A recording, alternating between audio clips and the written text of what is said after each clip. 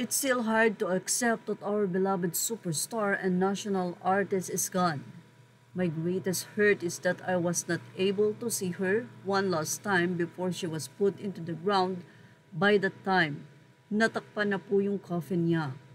I have so many regrets in my life, but she never gave me any reason for regret. She was the one good thing in my life. She gave me purpose, she gave me hope, she gave me love, unconditional love. Not one night or day passes by that I don't think about her. Pupoy ko, ang sakit po. Sana po magkita tayo soon. Ang sabi ko sa iyo, kung saan ka susunod po ako sa iyo. Ako ang shadow mo. God bless you and thank you for the many years you gave me happiness. I don't know if I'll be able to smile again. I love you so much. Higit pa sa buhay ko, hopelessly devoted po ako sa iyo. Good night, my love. Sana po I'll see you again soon.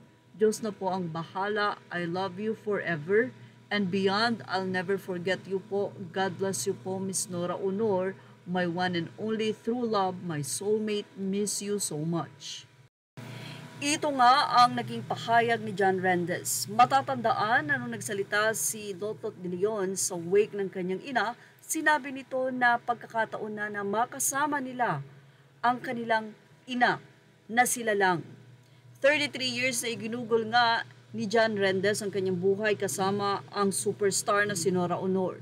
Pero ayon nga kay John Rendes, ang pinakahuling pagkakataon na makikita niya ng buo ang katawan ng superstar ay hindi niya nagawa. Makikita ang photo na ito na after nag-uwian ang lahat-lahat ay si John Rendes ang naiwan doon, nakatingin sa coffin sa pinakapuntod ni Nora Honor at doon ay napayukyok na lang ito at napaiyak. Ayon kay John Rendes sa kanyang naging pahayag ay hindi niya nga ito nakita at nakita na lang niya ito nang nakabaon na. Marami ang nakisimpatya kay John Rendes at ayon sa kanila dapat man lang daw kahit papano talaga ay pinasilip si John. Pero siguro sa sobrang busy at sobrang lungkot na rin ang buong pamilya ay hindi na nga nila nagawa pa na isipin kung sino-sino nga ba ang nandun at dapat sumilip sa puntod ng superstar. Inilayo ni John Rendes ang kanyang sarili at pagkatapos nga ng nasabing mga ceremony ay tsaka lamang ito lumapit. Yun nga lang, hindi niya nakita sa kahuli-hulihang sandali ang nasabi nga pong minamahal na superstar. Ayon kay John Rendes, aantayin niya lang daw na makaraan ng 40 days ni superstar Nora Honor at magsasalita siya ng side ng kanyang story. Nagpasalamat din siya kay Christopher Min sa magagandang write-ups o salita na binitawan nito sa kanyang YouTube channel.